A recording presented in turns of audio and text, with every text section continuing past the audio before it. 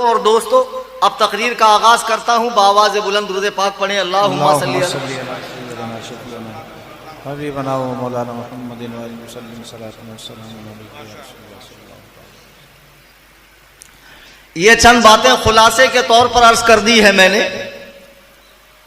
اور جو مسلسل ہماری تقریر چل رہی ہے امام پاک پر، صبح جامع مسجد میں جب بیان ہوا تو میں نے بتایا کس طرح امام پاک مدینہ طیبہ سے مکۃ المکرمہ آئے، اور مکے سے آپ نے کوفہ، جب کوفہ والوں کے کنٹینیو خط آ رہے تھے کہ اے امام آپ کوفے میں آ جائیے، تو آپ نے وہاں کے حالات کا جائزہ لینے کے لیے اپنے بھائی مسلم بن عقیل کو بھیجا۔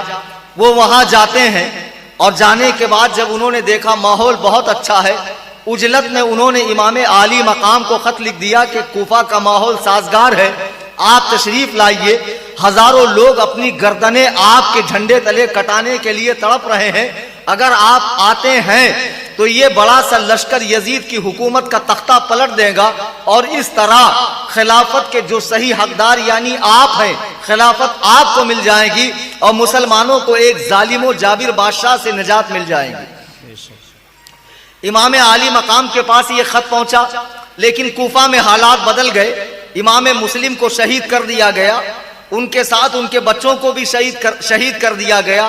لیکن یہ خط جیسے ہی امام حسین کے پاس پہنچا، اب امام حسین کے پاس کوئی چارہ نہیں رہا۔ بڑے بڑے صحابہ سمجھاتے رہے کہ امام عالی مقام آپ مکے سے نہ جائیں، کوفہ والوں کا بھروسہ نہیں ہے، کوفہ والے آپ کے ساتھ دغا کر سکتے ہیں۔ امام حسین نے امام مسلم کا خط دکھایا، دیکھو میرے بھائی نے خط بھیجا ہے، اب مجھے جانا پڑے گا۔ اب آپ اپنے نفوس قدسیہ کے ساتھ مکۃ المکرمہ سے نکلتے ہیں۔ ایک روایت میں ہے کہ ٹوٹل 72 لوگ نکلے، اور زیادہ تر روایتوں میں ہے کہ 82 لوگ۔ اب 82 بھی مان لو تو ان میں چند عورتیں ہیں، ان میں بہت چھوٹے چھوٹے 9-10 سال کی عمر کے بھانجے بھی ہیں، بلکہ ایک 6 مہینے کا بچہ بھی ہے، ایک امام حسین کی 7 سال کی بیٹی سکینہ بھی ہے، ان میں کچھ بیمار بھی ہیں، کچھ بوڑھے بھی ہیں، کچھ عورتیں بھی ہیں۔ اب یہ ٹوٹل 82 سے زیادہ کسی نے ان کی تعداد بیان نہیں کی ہے۔ پھر بھی آپ جوڑیں کہ یہ 82 لوگ، اور کربلا میں 22,000 کا لشکر ان کو مارنے کے لیے کھڑا ہوا ہے، یعنی ایک آدمی پر 300 آدمی۔ اللہ اکبر کبیرہ، دنیا نے کبھی ایسا منظر نہیں دیکھا ہوگا کہ ایک 6 مہینے کے بچے کو مارنے کے لیے 1-2 لوگ نہیں، 300 لوگ موجود ہیں۔ اللہ اکبر کبیرہ۔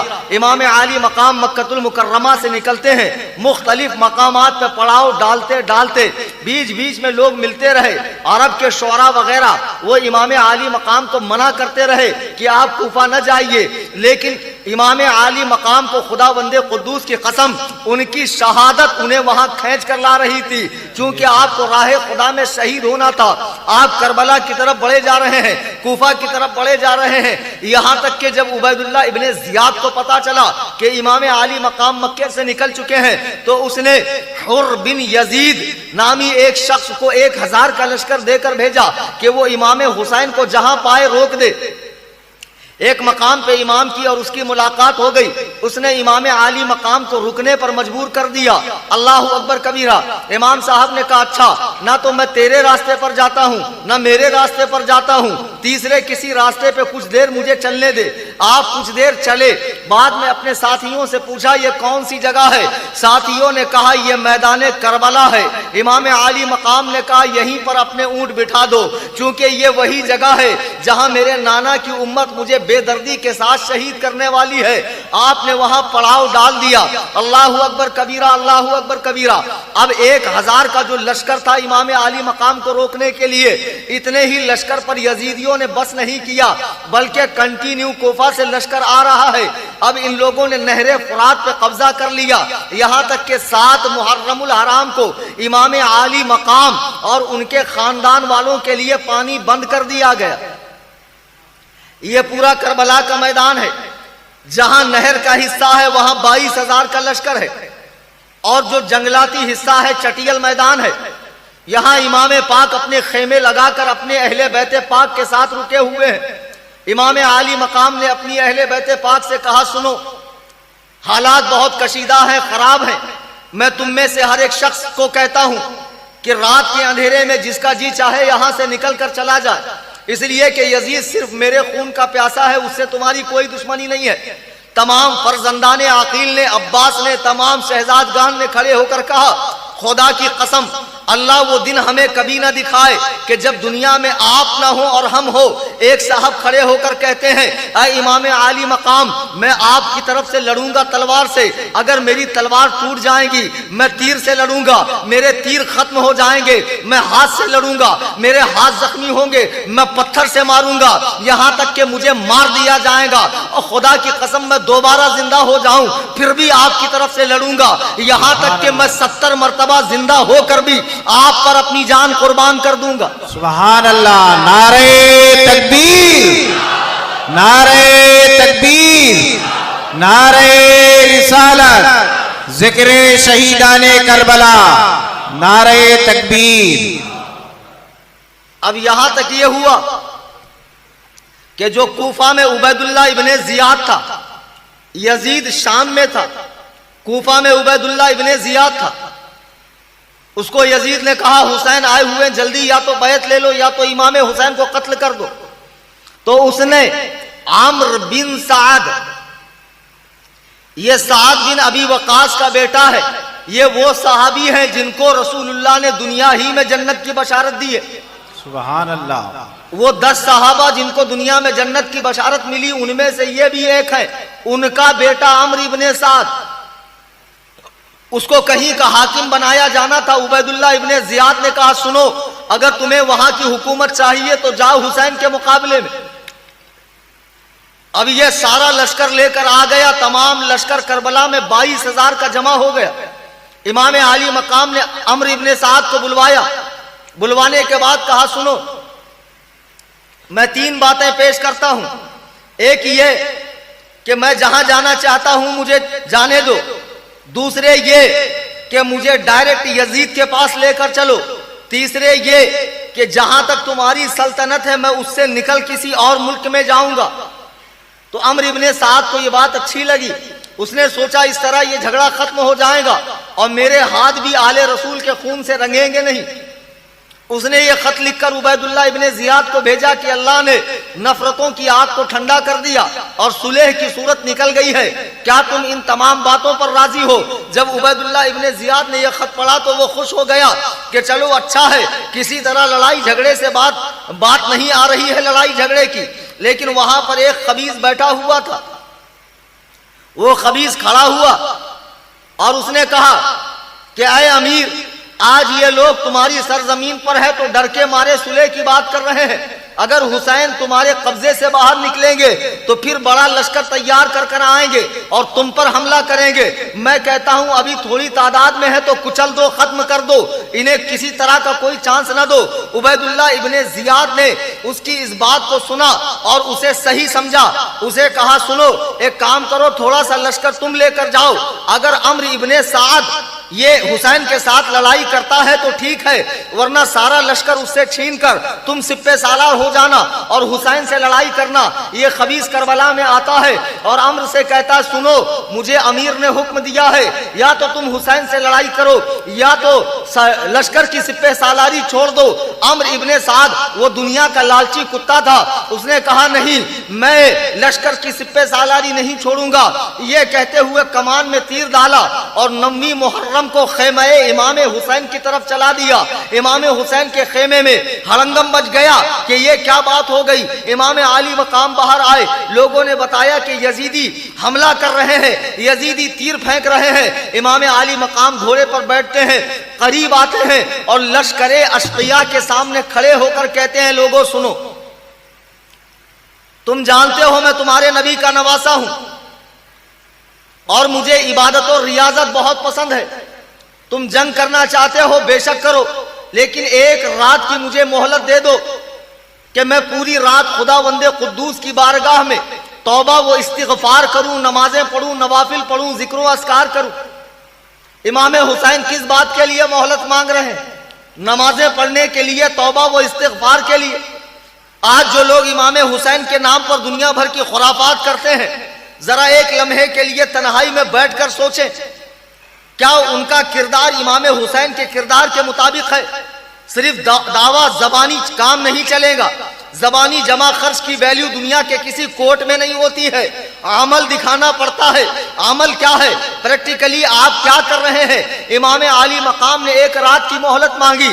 یزیدیوں نے کہا ٹھیک ہے، ہم نے آپ کو 1 رات کی مہلت دے دی. امام عالی مقام رضی اللہ تعالیٰ اپنے خیمے میں آتے ہیں، تمام لوگوں کو جمع کیا اور کہا سنو، میں ایک بار پھر کہتا ہوں، رات کا اندھیرا ہے، تم میں سے جو چاہے نکل جائے، مجھے میرے حال پر چھوڑ دو. تمہاری جنگ یزید سے نہیں ہے، یزید سے میری جنگ ہے. تمام ساتھی رونے بلکنے لگے کہ اے امام عالی مقام، آپ یہ کیسی بات کر رہے ہیں؟ امام حسن کے شہزادوں نے کہا ہم آپ کو چھوڑ کر آج چلے جائیں تو کل قیامت میں ہم اپنے بابا جان کو کیا منہ دکھائیں گے کہ میرا بھائی حسین کرب و بلا میں اکیلا تھا اور تم اسے چھوڑ کر چلے آئے. تمام ساتھیوں نے بڑھ چڑھ کر امام عالی مقام کی ہمت افزائی کی، حوصلہ افزائی کی. امام عالی مقام نے دیکھا کہ ان میں سے کوئی واپس جانے والا نہیں ہے. آپ رات بھر نمازیں پڑھتے رہے، توبہ استغفار کرتے رہے، کثرت سے نوافل پڑھتے رہے، خدا بند قدوس کی بارگاہ میں سجود نیاز لٹاتے رہے. اب جب سورج نکلا، 10ویں تاریخ کا سورج، ہجری 61 ہے، ہجری 61 ہے، محرم کی 10 تاریخ ہے، جمعہ کا دن ہے. سورج طلوع ہوا، سورج دھیرے دھیرے بلند ہونے لگا اور کربلا کے ذرے آگ کی تپش کی طرح گرم ہونے لگے. اللہ اکبر کبیرہ. اب یزیدیوں نے اپنے لشکر کی صف بندی کر دی اور باقاعدہ جنگ کا اعلان ہو گیا. وہ حر جس نے امام حسین کو رکنے کے لیے مجبور کیا تھا، اس نے عمرو ابن سعد سے کہا کیا واقعی میں تم امام حسین سے جنگ کرو گے؟ اس نے کہا ہاں، میں ایسی جنگ کروں گا جس میں سروں کی بارش ہوگی، جس میں ہاتھ پیر کٹ کٹ کے گریں گے. حر نے کہا تیری ماں تجھ پر روئے، کیا تجھے نہیں پتا کہ یہ رسول اللہ کے نواسے ہیں؟ عمرو ابن سعد کہتا ہاں مجھے پتا ہے یہ رسول اللہ کے نواسے ہیں، اس کے باوجود بھی میں یزید کو خوش کرنے کے لیے ان سے جنگ کروں گا. حر نے کہا ہائے افسوس، میں نے کیا مصیبت مول لی، میں نے امام کو یہاں رکنے پر کیوں مجبور کیا. یہ کہتے ہوئے یزیدیوں کا خیمہ چھوڑا، امام عالی مقام کے قدموں میں آ کر گرے، معافی چاہی، بخشش طلب کی. امام بڑے دل کے آدمی تھے، معاف کر دیا. اب امام کی طرف سے جا کر لڑنے لگے. اب یہاں سے ایک آدمی نکلتا، وہاں سے کئی لوگوں کو واصل جہنم کرتا. یہ لوگ 3 دن کے بھوکے پیاسے بھی ہیں، وطن سے دور بھی ہیں، ان کے پاس اسلحے نہیں ہے، ان کے پاس بارود نہیں ہے، ان کے پاس سامان لشکر نہیں ہے، ان کے پاس سامان جنگ نہیں ہے. یہ نہتے ہیں، یہ لوگ معذور ہیں، بیمار ہیں، بوڑھے ہیں، بچے ہیں، ان میں چند ہی لوگ جوان ہیں. لیکن اللہ اکبر کبیرہ، ایمان کی طاقت دیکھیے، ایمان کی قوت دیکھیے. جب بھی ایک شیر امام حسین کی بارگاہ سے نکل کر یزیدی فوج کی طرف آتا، کئی یزیدیوں کو واصل جہنم کرتا. اس طرح امام پاک کے نام پر کئی لوگ قربان ہوتے گئے، کئی لوگ قربان ہوتے گئے. اب بچے امام پاک کے خانوادے کے چند لوگ. تو اس میں سے حضرت قاسم جو امام پاک کے سگے بھتیجے ہیں اور امام حسن کی اولاد ہیں. ایک سوال کل میرے پاس ناروے سے آیا تھا، امریکہ سے. بڑا اچھا سوال تھا کہ جب کربلا سے امام زین العابدین ہی واپس گئے تو حسنی سید کہاں سے آ گئے؟ کیونکہ وہ تو حسینی ہے. تو آج جو حسنی سید ہے وہ کہاں سے آیا؟ سنیے، کربلا میں سے چند بچے بھی واپس گئے تھے میدان کربلا سے. تو ان میں امام حسن کے ایک بیٹے حسن مصنع بھی تھے.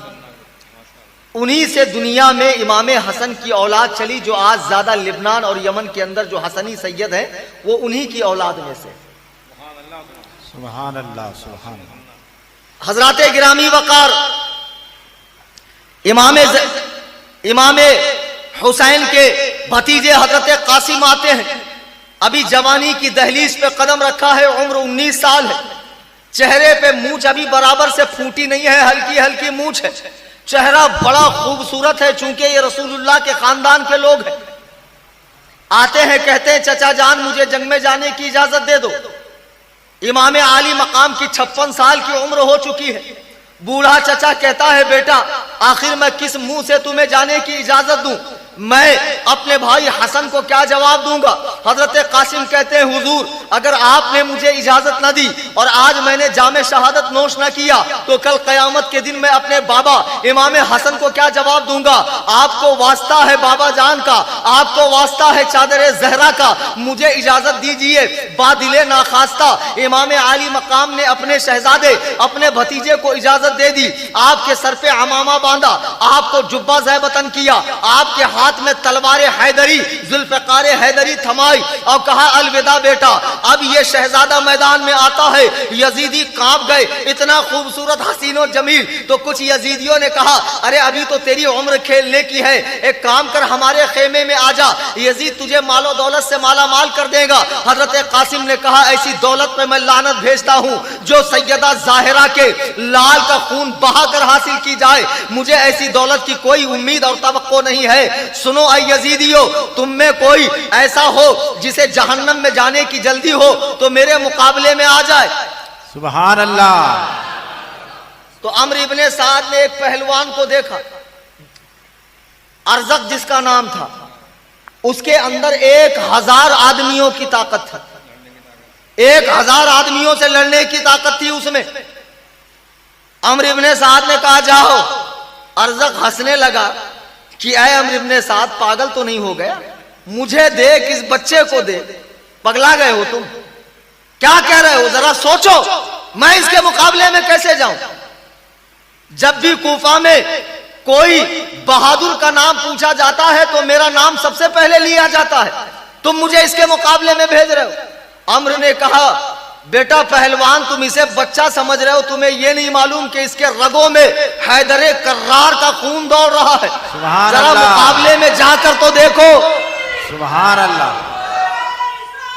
یا رسول اللہ۔ اللہ اکبر کبیرہ۔ پہلوان کہتا ہے ٹھیک ہے اے سعد تو اتنا فورس کر رہا ہے تو میں تو نہیں، لیکن میرے سب سے چھوٹے بیٹے کو بھیجتا ہوں، بڑا بھی نہیں سب سے چھوٹا۔ سعد نے کہا اچھی بات ہے۔ اس کا چھوٹا بیٹا آیا اور مست ہاتھی کی طرح یہاں وہاں کی بڑی بڑی کرنے لگا۔ امام قاسم کچھ دیر اس سے کھیلتے رہے اور کھیلتے کھیلتے ایسا زوردار وار کیا کہ اس کا سر اس کے دھڑ سے الگ ہو گیا اور وہ ہمیشہ ہمیشہ جہنم میں داخل ہو گیا۔ جب اس کے دوسرے بھائی نے دیکھا کہ میرے بھائی کا کام تمام ہو گیا تو پاگل کتے کی طرح وہ بھی دوڑا دوڑا آیا، امام قاسم نے اس کا بھی کام کر دیا، یہاں تک کہ اس کے چاروں بیٹوں کو جہنم میں پہنچا دیا۔ اب ارزق کا دماغ جو ہے کھولنے لگا، پاگل ہو گیا کہ یہ کیا، اس نے تو میرے 4 بیٹوں کو مارا۔ اب یہ خود امام قاسم کے مقابلے میں آیا، کہا تجھے پتا نہیں میں کتنا بڑا پہلوان ہوں کہ عراق میں میرے مقابلے کا دوسرا کوئی نہیں ہے، میں ایسا ہوں میں ویسا ہوں، میں یہ ہوں میں وہ ہوں۔ امام قاسم نے کہا اتنا بڑا پہلوان بنتا ہے اور تجھے تو یہ بھی نہیں معلوم کہ تیرے گھوڑے کی ذہن کھلی ہوئی ہے، بندی ہوئی نہیں ہے، ذرا گھوڑے کو تو دیکھ۔ جیسے ہی اس نے گھوڑے کو دیکھا امام قاسم نے بھرپور وار ایسے کیا کہ وہ تڑپ کے نیچے گرا۔ کہتا قاسم تم نے دھوکہ کیا ہے۔ امام قاسم کہتے بے وقوف، جب تو بچے کی چال نہ سمجھ پایا تو پہلوان کیسا، تیرے جیسے پہلوان پہ لعنت ہے۔ اللہ اکبر کبیرہ۔ جب عمرو بن سعد نے دیکھا کہ ایک ایک سے بڑے بڑے نامی گرامی پہلوان کام آ رہے ہیں تو اس نے کہا اے میری فوج کے لوگوں ایک ساتھ حملہ کر دو، اس لیے کہ ہاشمی نرغے کا یہ شیر اکیلا اس سے کوئی لڑ نہیں سکتا ہے۔ تمام یزیدی کتے پاگل کتوں کی طرح حضرت قاسم پر جھمٹ گئے اور اتنے زور و شور سے وار کرنے لگے، پے در پہ وار کرنے لگے۔ آپ 3 دن کے بھوکے پیاسے ہیں، زخموں کی تاب نہ لا کر نیچے گر گئے اور زور سے چلایا یا عماہ العطش العطش، اے چچا جان پانی پانی، یا عماہ ادرکنی، اے چچا خبر لیجئے۔ امام عالی مقام دوڑ کر آئے، بھتیجے کو اٹھایا، چہرے سے زلفیں ہٹائی، خون صاف کیا۔ حضرت قاسم کہتے ہیں چچا پانی پانی۔ امام حسین نے کہا بیٹا فکر نہ کرو، حوض کوثر پر تمہارے دادا علی کے مرتضیٰ جام کوثر لیے کھڑے ہوئے ہیں. بیٹا چند ہی دیر میں تم کوثر کا جام پینے والے ہو, تمہیں اب دنیا کی پانی کی ضرورت نہیں ہے. اللہ اکبر کبیرہ, اللہ اکبر کبیرہ. امام عالی مقام کا یہ جان نثار بھتیجا بھی آپ پر جان وار کر کے ہمیشہ ہمیش کے لیے جنات نعیم میں داخل ہو گیا. سبحان اللہ. اب اس کے بعد امام پاک کے خیمے میں ایک چھوٹی بچی ہے 7 سال کی, 3 عورتیں بھی امام حسین کی ہیں, ایک 6 مہینے کا بچہ بھی ہے. شہر بانو آ کر حضرت عباس جو امام حسین کے بھائی ہے ان کو علمدار کہتے ہیں, مطلب جھنڈا پکڑنے والا. ہمیشہ جنگوں میں دونوں طرف کی پارٹیوں کے جھنڈے ہوا کرتے تھے. علم عربی میں جھنڈے کو کہتے ہیں, علمدار یعنی جھنڈا پکڑنے والا. بیویاں ان کے پاس آئی کہ خیمے میں ہمارے دودھ سوکھ چکے ہیں, ہمارے تنوں میں دودھ نہیں ہے کہ بچوں کو پلائے. اے عباس تھوڑا سا پانی لے آؤ. چھوٹی سی بھتیجی سکینہ بار بار کہتی ہے چچا پانی پلاؤ. حضرت عباس علمبردار کو یہ منظر برداشت نہ ہوا. آپ نے ایک مشکیزہ لیا, گھوڑے پر سوار ہوئے اور ہوا میں تلوار لہراتے ہوئے کئی یزیدیوں کو واصل جہنم کیا. نہر فرات پر پہنچ گئے, مشکیزے میں پانی بھرا. ایک لمحے کے لیے خیال آیا تھوڑا سا پانی پی لیتا ہوں تو طاقت آئے گی. جب پانی کو اٹھایا تو عباس کو خیال آتا ہے عباس خیمے میں حسین کی 7 سال کی بیٹی بھی پیاسی ہے, خیمے میں حسین بھی پیاسے ہیں, خیمے میں 6 مہینے کا بچہ علی اصغر بھی پیاسا ہے, اور تو پانی پیے گا. آپ نے پانی کو پھینک دیا, پانی پینا گوارا نہیں کیا. مشکیزہ اٹھا کر چلتے ہیں. جب لشکر یزید نے دیکھا کہ 3 دن سے بھوکے پیاسے ہیں تو ہزاروں لوگوں کو جہنم میں پہنچا دیا. ارے اگر یہ پانی اس خیمے میں پہنچ گیا تو دنیا سے یزیدیت کا نام مٹ جائے گا, یزیدیت کا نام لینے والا کوئی نہیں رہے گا. ان پر حملہ کرو. اللہ اکبر. تمام یزیدیوں نے جھپٹا مارا. آپ ایک ہاتھ سے مشکیزہ پکڑتے ہیں, ایک ہاتھ سے لڑ رہے ہیں. اسی بیچ میں آپ کا ایک ہاتھ شہید ہوتا ہے. آپ مشکیزے کو ہونٹ سے پکڑتے ہیں اور ایک ہاتھ سے تلوار چلا رہے ہیں. ان خبیثوں نے دوسرا ہاتھ بھی قلم کر دیا اور مٹکے میں تیر مارنا شروع کیا. مٹکے کا سارا پانی بہ گیا. آپ زخموں سے چور چور ہو کر نیچے گرتے ہیں اور فرماتے ہیں یا اخاہ ادرکنی, اے میرے بھائی میری خبر لیجئے. اللہ اللہ. امام عالی مقام قریب آتے ہیں, دیکھتے ہیں عباس سا پیارا بھائی آج کربلا میں کام آ گیا. زارو قطار رونے لگتے ہیں, تسلیاں دیتے ہیں کہ فکر نہ کرو بھائی, ان قریب تم دادی, ان قریب تم ماں فاطمہ زہرا سے ملنے والے ہو, ان قریب تمام خاندان نبوت کے افراد تمہارا انتظار کر رہے ہیں. آپ انہیں تسلی دیتے ہیں اور اس طرح آپ کے بھائی بھی آپ پر جان وار کر ہمیشہ ہمیش کے لیے زندہ ہو جاتے ہیں. اللہ اکبر کبیرہ. اب باری ہے امام عالی مقام کے صاحبزادے حضرت علی اکبر کی. یہ 18 سال کے نوجوان ہیں اور ان کے بارے میں بیان ہوتا ہے کتابوں میں کہ ان کی شکل ہو بہو سرکار دو عالم جیسی تھی. یہ امام حسین کے بیٹے ہیں. یہ آتے ہیں, کہا ابا جان مجھے جنگ میں جانے کی اجازت دیجیے. امام عالی مقام نے کہا بیٹا تم کیا کہہ رہے ہو, آخر میں اپنے بیٹے کو کیسے جنگ میں جانے کی اجازت دے سکتا ہوں. بیٹا زارو قطار رونے لگا. امام نے اجازت نہیں دی. بیٹا پھوپھی زینب کے پاس جاتا ہے. پھوپھی آپ کے بھی تو 2 بچے شہید ہوئے ہیں.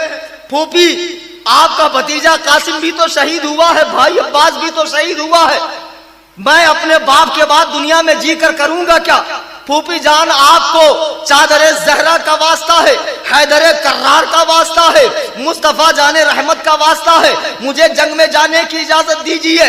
دنیا میں کون سی پھوپھی ہوگی جو اپنے بھتیجے کو اپنے سامنے مرتا ہوا دیکھے گی. اللہ اکبر کبیرہ. لیکن زینب نے جب دیکھا کہ بھتیجا مارنے کو تیار نہیں ہے, آپ نے بادل ناخواستہ اجازت دے دی. چہرے کو چوما, پیشانی کو چوما, ہونٹوں کو چوما, کہا جاؤ بیٹا میں تمہیں اجازت دیتی ہوں. امام عالی مقام کے پاس آئے, ابا جان پھوپھی نے اجازت دے دی ہے. امام عالی مقام نے اپنے ہاتھوں سے شہادت کے اس دلہا کو تیار کیا. سبحان اللہ. جبہ پہنایا, سر پر عمامہ شریف پہنایا، حمائل شریف دے دی، ذوالفقار حیدری تھما دی اور کہا جاؤ بیٹا اب تم دکھاؤ حیدر کرار کے خون کے جوہر۔ آپ نے اجازت دے دی۔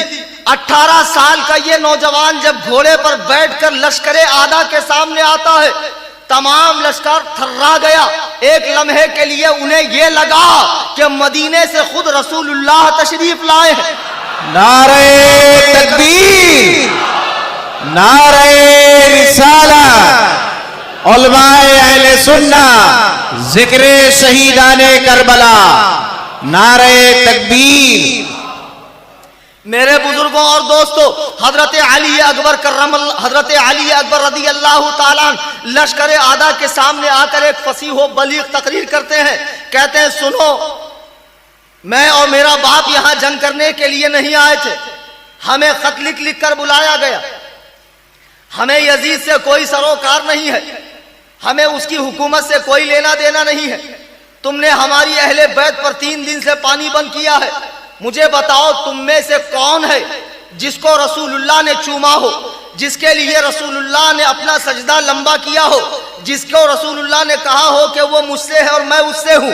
وہ صرف اور صرف میرا باپ حسین ہے جو نبی کا نواسا ہے، اور پوری دنیا میں میرے باپ کے علاوہ اس وقت نبی کا نواسا کوئی نہیں ہے۔ ارے کیوں میرے باپ کے خون کے پیاسے ہو؟ کیا تم نماز کے اندر درود نہیں پڑھتے ہو؟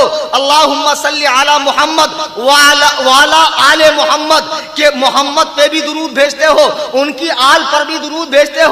ارے جن پر تم درود بھیجتے ہو نماز میں وہ میرا باپ حسین ہے۔ تم کیسے نمازی ہو؟ کیسے قرآن پڑھنے والے ہو؟ کیسے حج و زکات کرنے والے ہو؟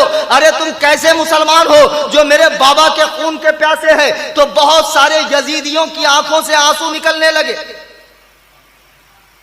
عمرو ابن سعد نے دیکھا کہ اس بچے کی تقریر اثر کر رہی ہے تو شور و غل ہوا کہ نہیں یہ ساری باتیں کرنا بیکار ہے، یہ حسین کو پہلے سمجھنا چاہیے۔ 2-4 نامی گرامی پہلوانوں کو آپ کے مقابلے میں بھیجا، لیکن علی کے اس شیر نے چند منٹوں میں ہی ان کا کام تمام کر دیا۔ پھر 2-2 4-4 آتے رہے۔ علی کا یہ شیر ان کو گاجر مولی کی طرح کاٹتا رہا، جیسے جیسے آتے رہے ویسے ویسے جہنم میں بھیجتا رہا۔ اللہ اکبر کبیرہ۔ اب لشکر یزید نے سمجھ لیا کہ اتنی آسانی کے ساتھ اس بچے سے جنگ نہیں کی جا سکتی ہے۔ ان خبیثوں نے کیا کیا؟ تمام کے تمام نے ایک ساتھ مل کر حملہ کر دیا۔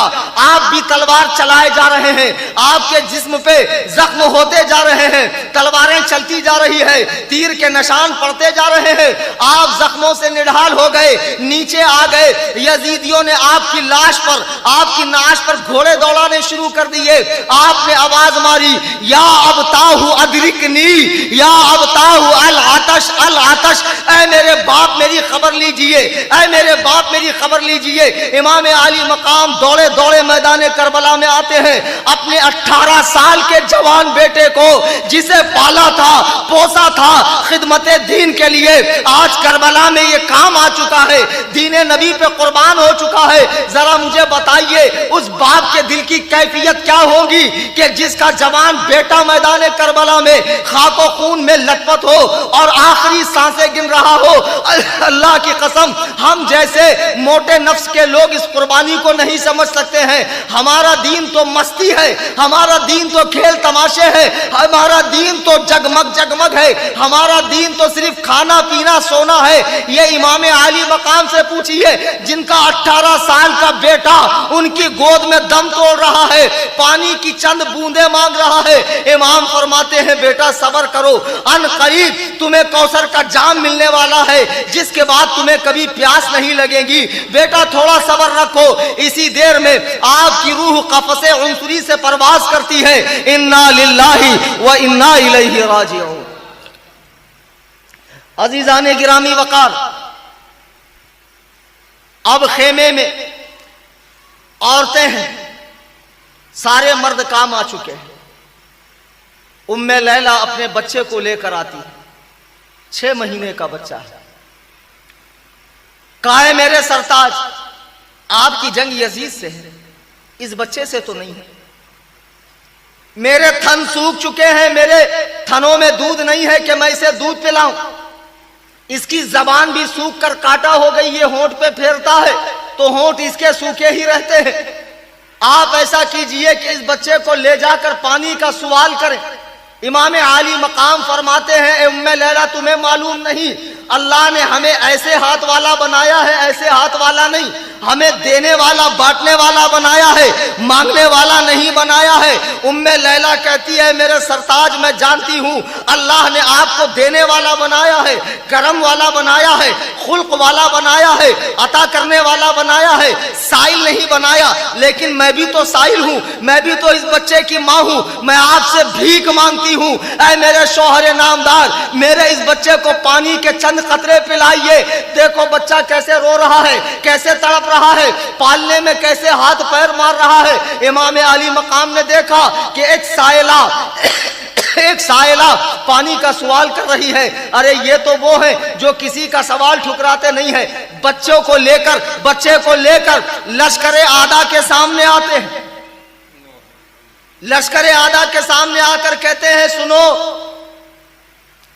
تمہاری جنگ میرے ساتھ ہے، جو تمہارا بگاڑا ہے میں نے بگاڑا ہے، یہ 6 مہینے کا بچہ ہے، اسے نہ تو بولنا آتا ہے، نہ کروٹ لینا آتا ہے، نہ رینگنا آتا ہے، نہ چلنا آتا ہے، اس کا کیا قصور ہے؟ آج 3 دن سے خیمے میں پانی نہیں ہے اور یہ بچہ پیاس سے بلک رہا ہے، سسک رہا ہے۔ میں کہتا ہوں چند قطرے پانی اس بچے کو دے دو، خدا کی قسم اگر چند قطرے پانی بھی دے دو گے تو میں اپنا خون معاف کر دوں گا اور قیامت کے دن نانا جان سے تمہیں حوض کوثر پلاؤں گا۔ اللہ اکبر کبیرہ۔ امام عالی مقام نے جب یہ بات کہی تو لشکر میں سے ایک خبیث کہتا حسین ہم جانتے ہیں تمہارے خیمے میں بہت بچے ہیں، تم ایک ایک بچے کو لاؤ گے اور ہر ایک کے نام پہ پانی کا سوال کر کے پانی جمع کر کے پیو گے۔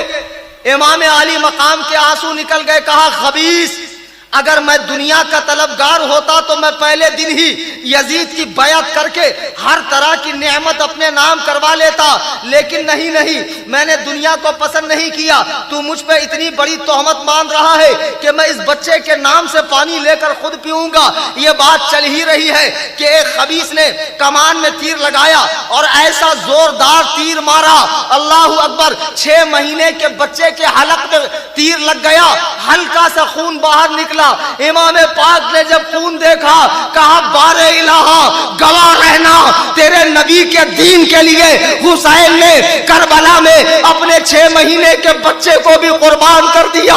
مجھے بتاؤ اس باپ کی کیفیت کیا ہوگی جس کے ہاتھ میں اس کا 3 دن کا بچہ بھوکا پیاسا دم توڑ چکا ہو۔ اللہ اکبر کبیرہ۔ صبر و رضا کے اس پہاڑ نے بچے کو لیا اور لے کر خیمے میں واپس آتے ہیں۔ ام لیلہ دیکھتی ہے بچہ جب جا رہا تھا تڑپ رہا تھا، ہاتھ پیر مار رہا تھا، جب آ رہا ہے تو بچہ ہاتھ پیر نہیں مار رہا ہے، خوش ہو گئی، بچے کو پانی مل گیا۔ ام لیلہ کہتی ہے میرے سرتاج کیا میرے بچے کو پانی مل گیا؟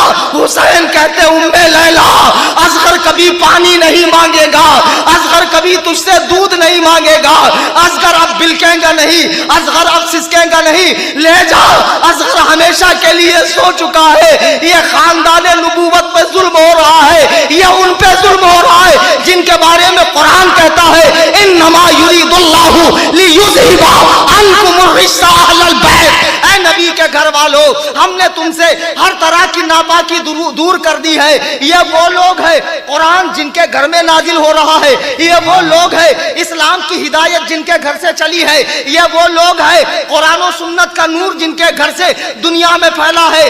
آج اسی آل پیغمبر کو پانی کے لیے تڑپایا جا رہا ہے، بے دردی سے مارا جا رہا ہے۔ اللہ اکبر کبیرہ۔ یہ قربانی امام کی صرف اور صرف اس لیے تھی کہ ہمارے چہرے پر داڑیاں ہو، ہمارے سروں پر ٹوپیاں ہو، ہم لوگ نمازی بن جائیں، ہم لوگ دین پہ چلنے والے بن جائیں۔ خدا کی قسم اگر اس مقصد حسین سے ہٹ کر کوئی کام کرتے ہو تو تم لاکھ دلیل لے کر آؤ، وہ دلیلیں بیکار ہے، روح حسین کو تکلیف ہوتی۔ نعرہ تکبیر، نعرہ تکبیر، نعرہ رسالت۔ ذکر شہیدان کربلا، علماء اہل سنت، نعرہ تکبیر، نعرہ رسالت۔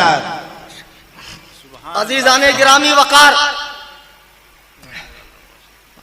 سبحان اللہ۔ عزیزان گرامی وقار، اب تمام لوگ ختم ہو چکے ہیں، جام شہادت نوش کر چکے ہیں، گھر میں 3-4 عورتیں ہیں، 2-4 چھوٹے چھوٹے بچے ہیں، اور ایک بیٹا امام پاک کا بیمار، اتنا بیمار ہے کہ بستر سے اٹھ بھی نہیں سکتا ہے۔ لیکن جب اس نے دیکھا کہ سب لوگ ختم ہو چکے اور بابا کے سوا کوئی بچا نہیں، وہ نحیف و لاغر بیٹا کھڑا ہو جاتا ہے، بخار اتنی شدت کا ہے کہ پیر کانپ رہے ہیں۔ امام علی مقام کے پاس آ کر کہتا، ابا جان، کیا میں آپ کا سگا بیٹا نہیں ہوں؟ امام نے فرمایا، بیٹا کیوں نہیں، تم میرے سگے بیٹے ہو۔ پھر اس نے کہا، بابا جان، کیا ہم لوگ حق پر نہیں ہیں؟ امام نے کہا، بے شک ہم ہی لوگ حق پر ہیں، ہم حق پر نہ ہوں گے تو دنیا میں کون حق پر ہوں گا؟ اگر ہم حق پر نہ ہوتے تو اللہ ہمیں خاندان نبوت میں پیدا نہ کرتا۔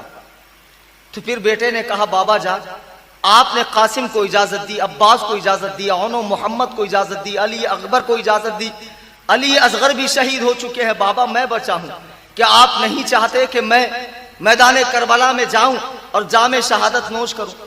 امام علی مقام کے آنسو نکل پڑے، زارو قطار رونے لگے۔ کہا، بیٹا، تم نے دیکھا نہیں کہ مدینے کا یہ لٹا ہوا قافلہ کربلا میں پوری طرح برباد ہو چکا ہے؟ آج اگر تم یہاں کام آ گئے تو خدا کی قسم میری نسل دنیا سے ہمیشہ کے لیے ختم ہو جائیں گے۔ تمہیں پتہ نہیں، رسول اللہ نے مدینے میں فرمایا تھا، ایکم الثقلین، میں تم میں 2 چیزیں چھوڑ رہا ہوں۔ نبی نے فرمایا تھا 2 چیزیں چھوڑ رہا ہوں، پہلی چیز اللہ کی کتاب ہے، دوسری چیز میری اہل بیت ہے۔ نبی نے قرآن کا ساتھی اہل بیت کو بنایا۔ نبی نے صحابہ کو ساتھی کیوں نہیں بنایا قرآن کا؟ اس لیے کہ صحابہ بے شک بہت بڑی جماعت ہے، لیکن قیامت تک رہنے والی جماعت نہیں۔ دنیا میں آخری صحابی ہجری 120 میں دنیا سے چلے گئے، تو ساتھی اس کو بنایا جاتا ہے جو ساتھ دے، ہمیشہ ساتھ چلے، ہمیشہ ساتھ نبھائے۔ نبی نے ہماری اہل بیت کو قرآن کا ساتھی بنایا۔ آج اگر تم جنگ میں شہید ہو گئے تو میری نسل چلیں گی کیسے؟ دھرتی پر قرآن اکیلا رہ جائے گا۔ اے میرے بیٹے، میں تمہیں اجازت نہیں دے سکتا کربلا میں جانے کے لیے۔ سنو، تم سے میرا نام چلنا ہے۔ ایک بات تمہیں اور بتا دوں کہ جنگ کربلا سے پہلے کسی بھی عالم سے پوچھئے، امام حسین کے نام سے پہلے دنیا میں حسین نام کا کوئی تھا ہی نہیں، کوئی نہیں تھا۔ یزید نام کے لاکھوں کروڑوں تھے اس وقت بھی، لیکن جب جنگ کربلا ہوئی تو آج تک یزید نام کا کوئی شخص نہیں ہوا، اور حسین نام کے کروڑوں لوگ دنیا میں موجود ہیں۔ بے شک، سبحان اللہ، سبحان اللہ۔ دیکھنے میں یہ لگتا ہے کہ یہ 82 لوگ جنگ ہار گئے، یہ لٹا پٹا قافلہ کربلا میں برباد ہو گیا، لیکن خدا کی قسم یہ ایسے آباد ہو گیا کہ آج کروڑوں لوگوں کے دلوں میں حسین بسے ہوئے ہیں، اور ہر محفل سے صدا آتی ہے، یا حسین، یا حسین، یا حسین، اور قیامت تک انشاءاللہ یا حسین کی صدایں آتی رہے گی۔ بے شک، بے شک، سبحان اللہ، سبحان اللہ۔ یزید کی حکومت تو وقتی طور پہ تھی، دیکھو یزید بھی مر گیا، آج آپ کو معلوم ہے اس کی قبر پہ فاتحہ پڑھنے والا کوئی نہیں، لیکن امام علی مقام کی قبر انور پہ 1 سیکنڈ کے لیے بھی انسانی ہجوم ختم نہیں ہوتا ہے۔ ارے یہ تو انسانی ہجوم ہے، کتنے ملائکہ اور کتنے اولیاء اللہ کی ارواح طیبات وہاں آتی ہے۔ یہ ہے اصلی کامیابی، بے شک، یہ ہے اصلی کامیابی۔ امام حسین تو شہید ہو گئے، لیکن ان کا مقصد زندہ ہو گیا۔ بے شک، یزید تو زندہ رہا لیکن اس کا مقصد مر گیا، اور آخری میں یزید بھی مر گیا۔ امام علی مقام نے اپنے شہزادے کو اجازت نہیں دی، بلکہ فرمایا، سنو، اب تمہارے بابا حسین میدان کربلا میں جائیں گے۔ اللہ اکبر کبیرہ۔ آپ گھر میں آئے، آپ گھر میں آنے کے بعد آپ نے سرما لگایا، سرما لگانے کے بعد داڑھی شریف برابر فرمائی، داڑھی شریف برابر کرنے کے بعد تمام عورتوں کو جمع کیا، فرمایا، سنو، حسین جنگ پہ جا رہا ہے۔ حسین، اب میں بات کر رہا ہوں، کچھ دیر کے بعد میری زبان نہیں کھلے گی، کچھ دیر کے بعد میں تمہاری باتیں نہیں سنوں گا۔ اے میرے گھر کی عورتوں، تمہارے ساتھ اس سے بھی برا منظر ہونے والا ہے جتنا تم نے سوچا نہیں ہے، لیکن اللہ کے لیے صبر رکھنا، بال نہ نوچنا، سینہ نہ پیٹنا، ماتم نہ کرنا، جاہلوں کی طرح نہ پکارنا، جاہل لوگوں کی طرح ہمیں یاد نہ کرنا۔ سنو میں جا رہا ہوں، میرے بعد تمہارا خیال زین العابدین رکھیں گے، صبر و رضا کا پہاڑ بن کر رہنا، ہرگز ہرگز دین سے انحراف نہ کرنا، قرآن و سنت کی تابعداری کرنا، پردے کی پابندی کرنا۔ تم عام عورتیں نہیں ہو، تم خاندان نبوت کی عورتیں ہو، تم فاطمہ زہرا کی بہو اور بیٹیاں ہو، تمہارا مقام و مرتبہ دنیا کی تمام عورتوں سے بڑا ہے۔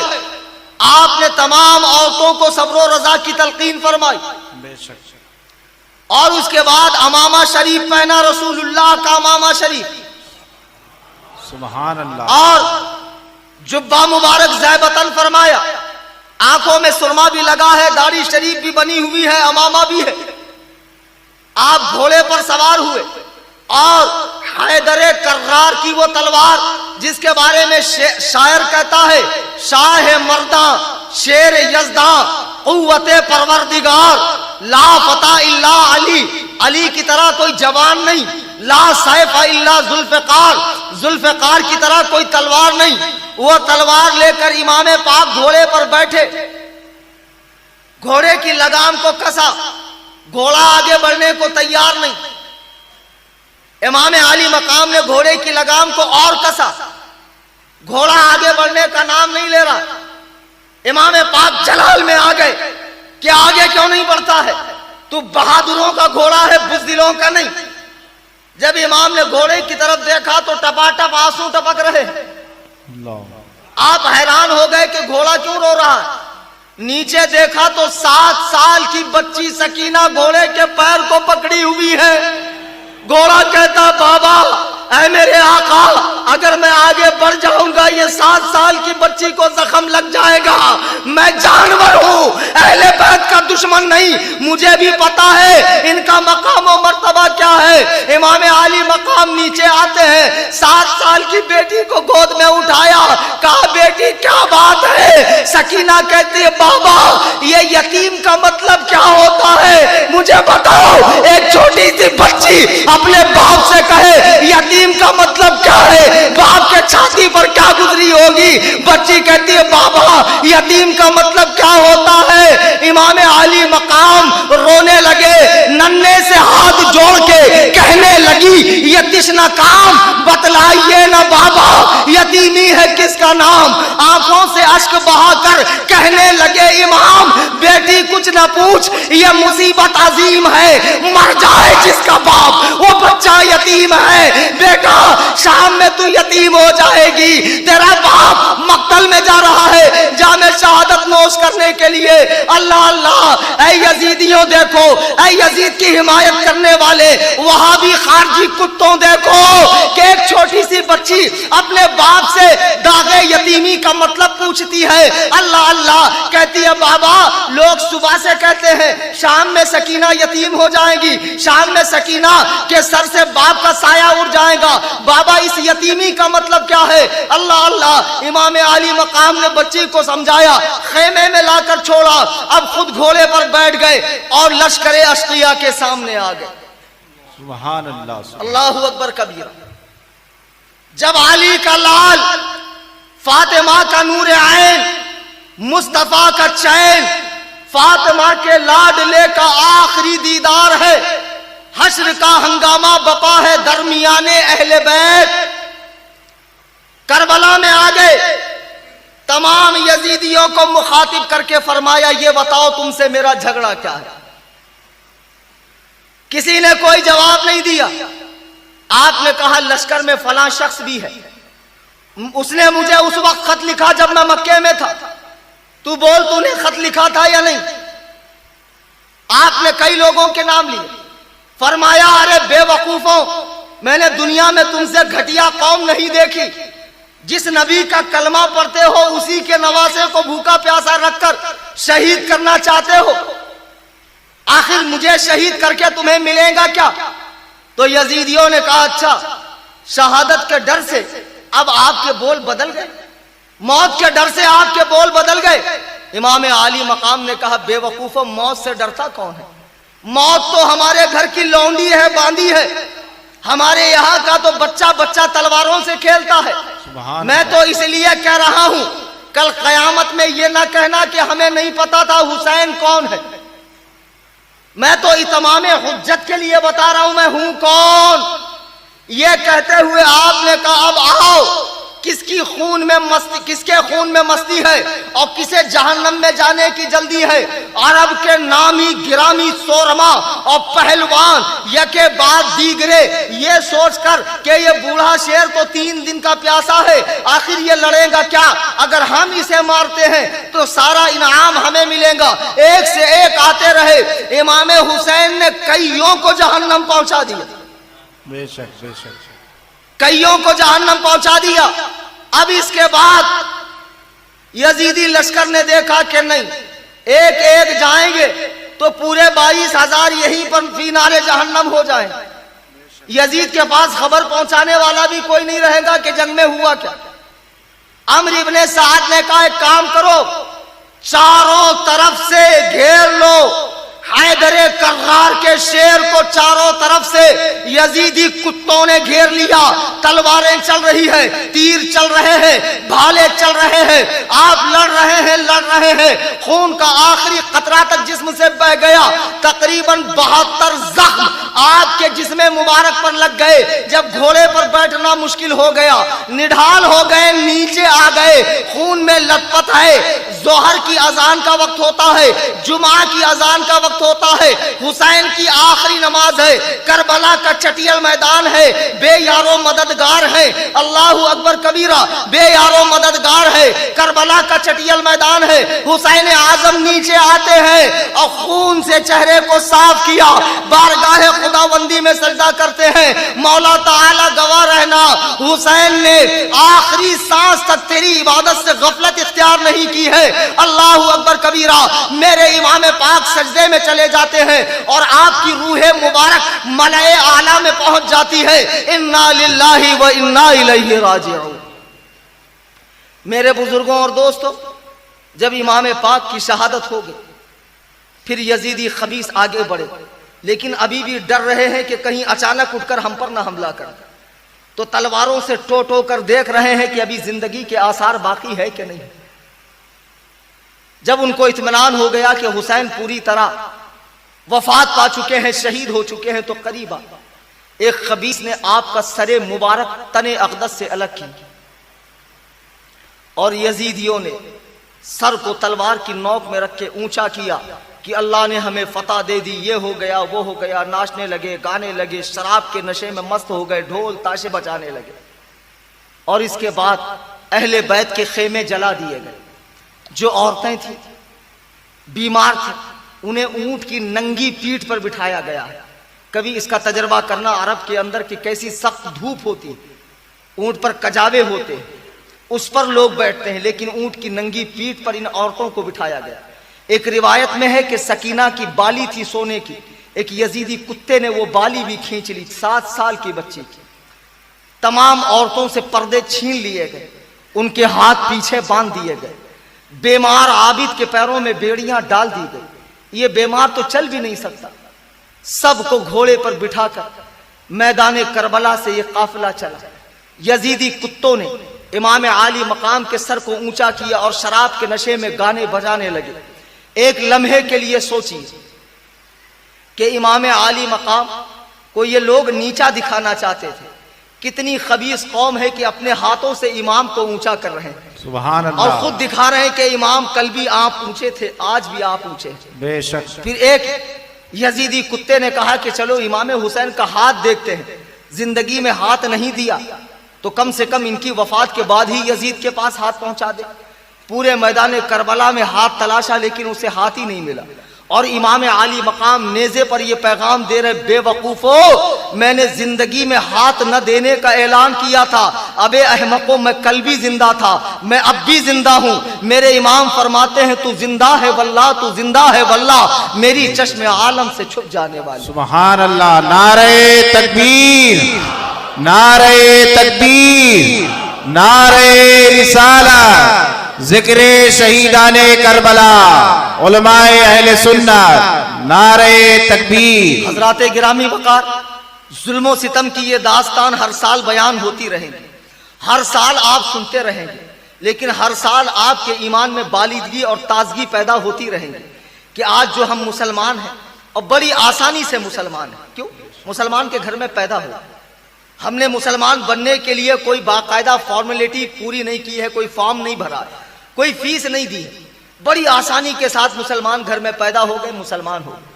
لیکن یہ اسلام کرب و بلا کے صحرا سے نکل کر دنیا کے کونے کونے میں، افریقہ کے جنگلات میں، بر اعظم ایشیا میں، ایسے ملک میں جہاں ہمارے باپ دادا کبھی مندروں میں گھنٹا بجاتے تھے، آج ہماری زبان کلمہ توحید کے مٹھاس سے آشنا ہے۔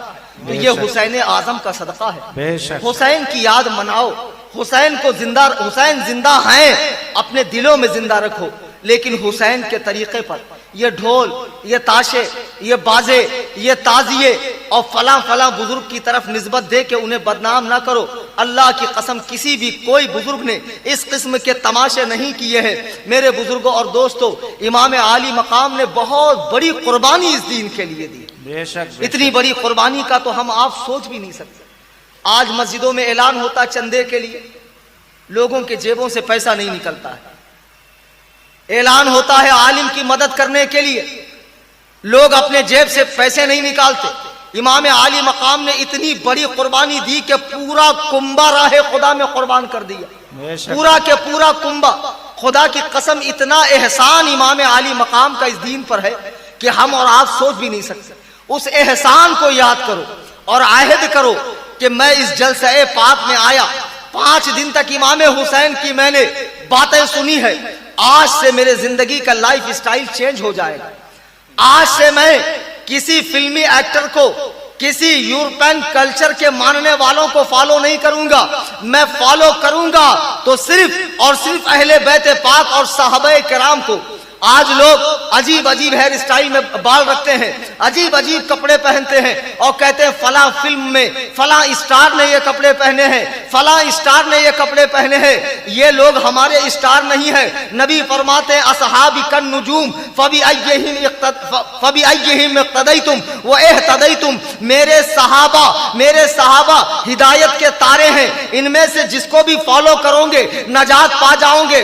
ہمارے لیے رول ماڈل، ہمارے لیے آئیڈیل صحابہ کرام ہے، یہ فلمی ایکٹر نہیں ہے۔ خدا کی قسم موت آنی ہے، یقینی ہے، طے ہے۔ آج عزم مصمم کر لو، میں اپنے چہرے پر داڑیاں سجاؤں گا، اپنے محلے کی مسجدوں کو آباد کروں گا، میں اپنے ماں باپ کے ساتھ حسن اخلاق سے پیش آؤں گا، میں کبھی سود خوری نہیں کروں گا، شراب کے قریب نہیں جاؤں گا، زنا کے قریب نہیں جاؤں گا، میں وہ سارے کام کروں گا جس سے حسین پاک خوش ہوتے ہیں۔ بے شک، سبحان اللہ، سبحان اللہ۔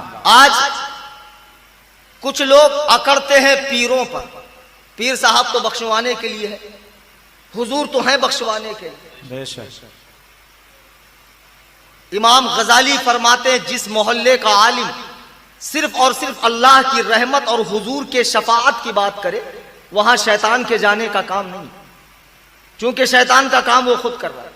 اللہ بے شک غفور الرحیم ہے، لیکن وہ قہار و جبار بھی ہے۔ بے شک رسول پاک رحیم ہے، لیکن رسول پاک کا بھی جلال تمہیں معلوم نہیں۔ صرف حضور کی شفاعت پہ بھروسہ کر کے نمازیں چھوڑ دینا، چہرے سے سنت ہٹا لینا، سنت لباس ہٹا دینا اور یہ سمجھنا کہ مرتے ہی بخشا جاؤں گا، یہ تمہاری بے وقوفی ہے۔ تم اچھے اعمال کرو، اگر کچھ کمی ہو گئی تو سنبھالنے والے حضور ہیں، سنبھالنے والے حسین ہیں، سنبھالنے والے غوث اعظم ہیں، سنبھالنے والے خواجہ اعظم ہیں، سنبھالنے والے وارث پاک ہیں، سنبھالنے والے اعلیٰ حضرت ہیں، سنبھالنے والے مفتی اعظم ہیں۔ اچھے اعمال کرتے رہو، کچھ کمی بیشی ہو گئی تو ان بزرگوں کا سہارا ہے، لیکن یہ نہیں ان کے سہارے پر بیٹھ کر سارے دین سے فارغ ہو جانا، بالکل نہیں، ایسا تو خود انہوں نے بھی نہیں فرمایا۔ بے شک، بے شک۔ میرے بزرگوں دوستو، امام حسین کی قربانی کا مقصد سمجھو۔ اب کل انشاءاللہ مختصر میں کہ کس طرح یہ لٹا پٹا قافلہ کوفہ پہنچا، کوفہ سے شام پہنچا، شام سے مدینہ آیا، اور قاتلان حسین کا کیا بھیانک انجام ہوا یہ کل سماعت کریں گے۔ اس کے